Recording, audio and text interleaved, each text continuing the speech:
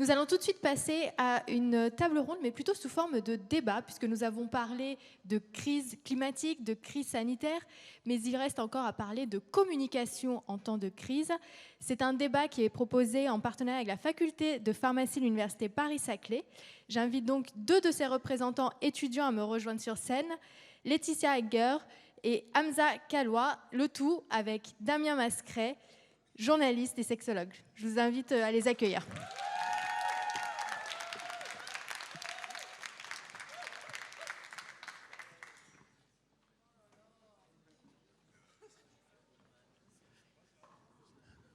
Bonjour à tous. Alors, juste un petit mot sur ChatGPT en me présentant, parce qu'effectivement, si vous avez regardé sur ChatGPT qui j'étais, vous savez que je suis médecin et journaliste. Non, je n'ai pas étudié la géologie, j'ai étudié la sexologie. Alors, peut-être que Chat n'a pas bien compris la différence entre les deux. Et non, je n'ai pas écrit le livre La maladie de Lyme, une approche alternative. Je n'ai pas écrit non plus Le mal de dos, un fléau à éviter, même si je le pense. Et je n'ai pas non plus écrit Le cerveau attentif, contrôle, maîtrise et lâcher prise. Donc, pour l'instant, méfions-nous quand même de ces agents conversationnels.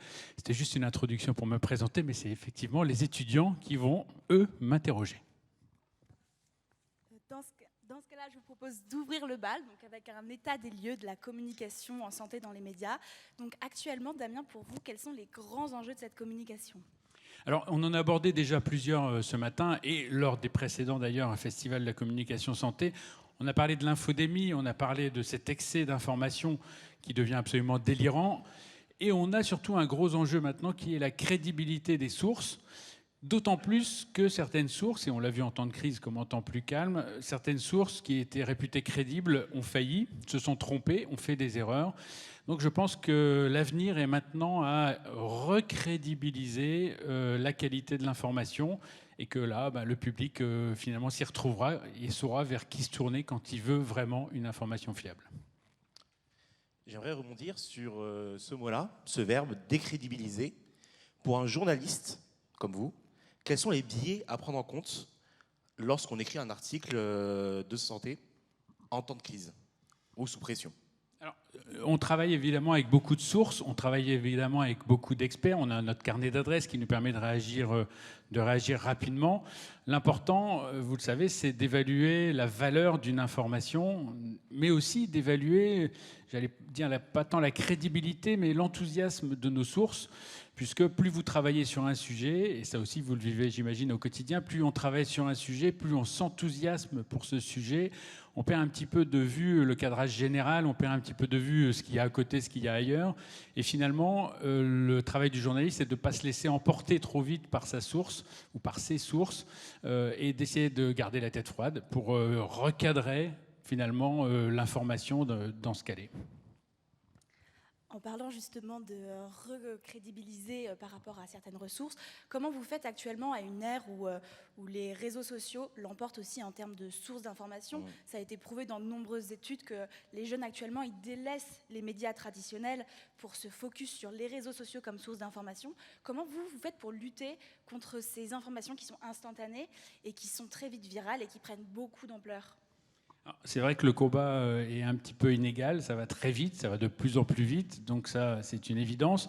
Aujourd'hui, alors à France Télévisions, puisque je suis à France Télévisions, c'est vrai qu'il y a beaucoup de réflexions pour être présent, comme toujours, être présent là où sont finalement les jeunes, là où sont ceux qui ne vont pas s'intéresser peut-être à une émission de santé d'une heure ou d'une heure et demie, mais même les formats qui sont ceux, par exemple, des JT où j'interviens sont largement, on le sait, délaissés par les plus jeunes. Donc il faut maintenant aller les chercher ailleurs, ou en tout cas être présent ailleurs, et accepter des formats courts, ce qui est toujours compliqué pour les journalistes, a fortiori les journalistes santé, Gérald le sait bien, c'est qu'on est toujours enfermé dans des créneaux très petits, très brefs. On doit faire court, on doit faire vite, on doit faire simple. Et donc c'est vrai que vous le savez là aussi, l'information santé est complexe, nuancée, et ne se prête pas finalement à la rapidité. Donc il faut jongler avec ça, mais il faut le faire, parce que si on ne le fait pas, on laisse la place finalement à ceux qui n'ont pas la même rigueur, ou en tout cas la même éthique ou la même déontologie. En allant d'ailleurs sur ce sujet-là, on a pu voir par exemple avec la crise du Covid qu'il y a eu presque une sorte de surcommunication en santé, en temps de crise. Ma question est la suivante. Comment, en tant que journaliste, on gère cet excédent presque d'informations? Comment on analyse et surtout quand est-ce qu'on trouve le temps d'analyser et d'aller plus en profondeur sur des sujets graves? Alors, c'est vrai que quand on a la chance, comme moi, de travailler dans une rédaction nationale, on est nombreux. Et très souvent, on voit que la personne qui est en façade, de même qu'on voit que le présentateur ou la présentatrice du journal. En réalité, derrière, il y a toute une équipe qui travaille, il y a beaucoup d'échanges. Et donc, c'est beaucoup plus facile, finalement, de travailler les sujets, d'échanger les informations. Moi, pendant le Covid, je suis resté tout le temps au siège enfin, tout le temps, sauf pour dormir, au siège de France Télévisions. Il y avait évidemment beaucoup de journalistes qui étaient sur le terrain et avec qui j'échangeais quand ils étaient à la maison. Et donc, finalement, ça permet de multiplier ces sources malgré la crise. Alors, en dehors du temps de crise, de toute façon, ne nous leurrons pas, l'information reste malgré tout excessive. Chaque jour, quand on ouvre le journal, la télé, les réseaux sociaux, les revues scientifiques, on a une masse énorme d'informations. Il faut très rapidement faire le tri et dire est-ce que ça vaut la peine d'être communiqué au public? Alors pour ma part, comme je suis plutôt chroniqueur qu'intervenant pour faire des sujets ou des reportages moi-même, c'est plutôt les rédactions qui me demandent de réagir sur des sujets.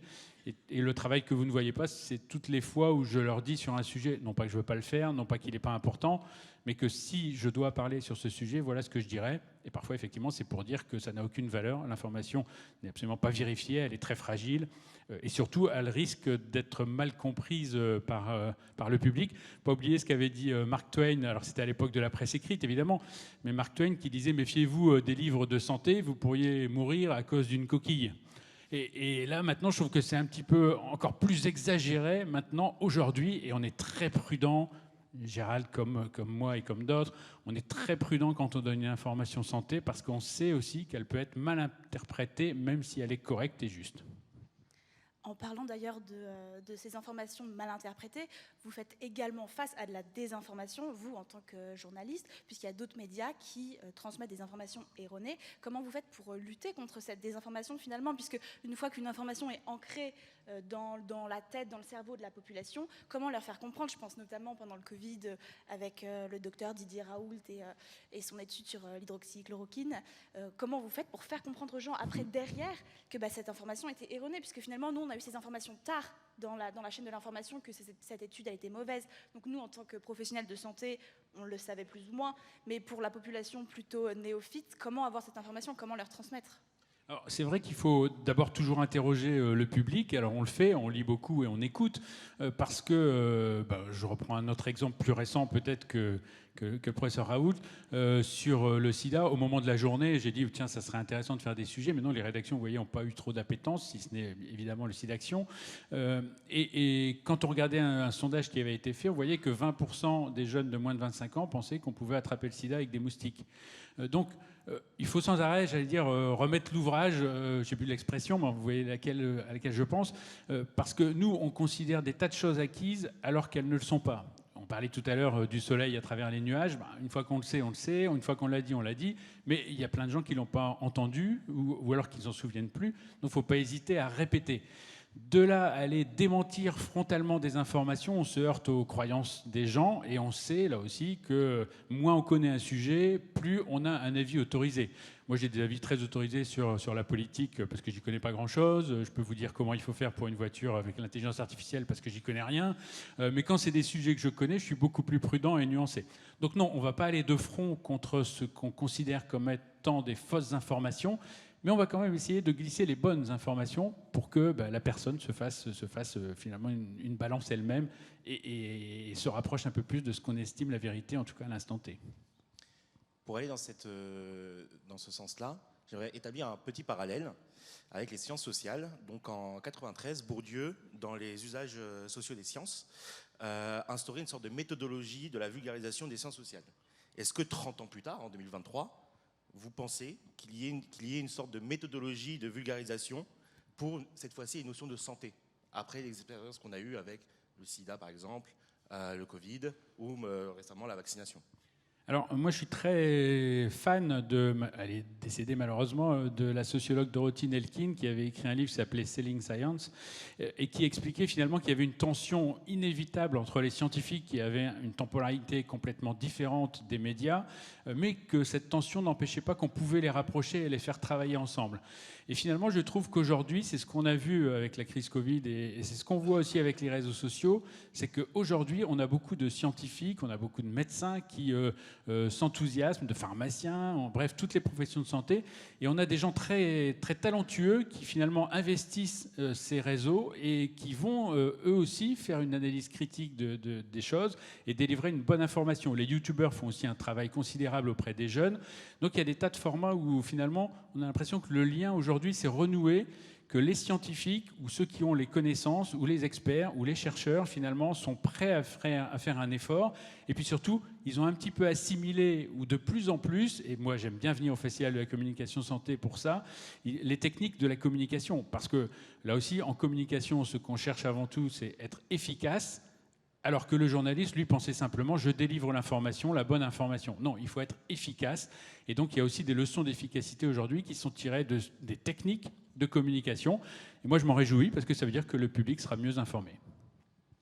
En parlant de technique de communication, je me posais une question à titre personnel. C'est la dernière, hein. Ah, oui, je me lance. En tant que journaliste santé, est-ce que vous êtes tenu à une objectivité parfaite? Est-ce que cette objectivité, elle est atteignable finalement? Ou est-ce qu'un discours est toujours plus ou moins teinté d'une opinion ou voire d'une ligne éditoriale? Alors non, je ne crois pas à l'objectivité. On essaie d'être le plus honnête possible. Et puis il y a des formats différents. On a des formats qu'on dit plus éditorialisants, où on donne son avis sur une situation. C'est rarement mon cas. Moi, je suis plutôt en position plus d'information, on va dire, de chroniqueur, mais sans aller jusqu'à éditorialiser. Parce que, non pas que j'aime pas trop ça, mais parce que les formats sont contraints. 1 minute 10. Donc je préfère donner de l'information solide, stable, plutôt que mon avis finalement qui se reflète quand même dans les choix que j'ai faits, évidemment. Très bien, merci à vous. Merci à vous. Merci à vous. Merci. Merci. Merci. Encore.